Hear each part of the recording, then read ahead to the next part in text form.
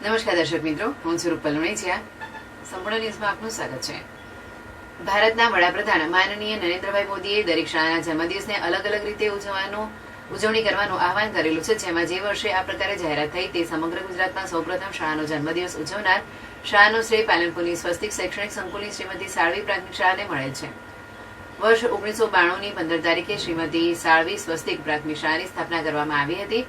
પોતાના શિક્ષણ કાર્યથી ફક્ત પાલનપુર જ નહીં, સમગ્ર ઉત્તર ગુજરાતમાં શિક્ષણ ક્ષેત્રે સ્વસ્તિક શૈક્ષણિક સંકુલે ખૂબ જ નામના મેળવી છે. શિક્ષણની સાથે સાથે શિસ્ત, સમય પાલનતા અને સંસ્કારનું પણ સિંચન આ શાળા ખાતે થાય છે.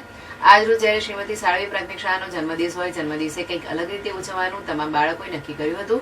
પાલનપુર અને આસપાસની જગ્યાઓમાં ઝૂંપડપટ્ટી વિસ્તારમાં રહેતા જરૂરિયાતમંદ બાળકો માટે આજરોજ શ્રીમતી સાળવી પ્રાથમિક શાળાના ધોરણ 1 થી 8ના બાળકો પોતાના ઘરેથી લાવેલા 723 જોડી કપડાં અને સ્વૈચ્છિક રીતે ઘરેથી તૈયાર કરીને લાવેલા 1460 ફૂડ પેકેટનું મફત વિતરણ કરી બાળકોએ અનોખા અંદાજમાં શાળાના જન્મદિવસની સેવા દિન તરીકે ઉજવીને સાર્થક કર્યો હતો.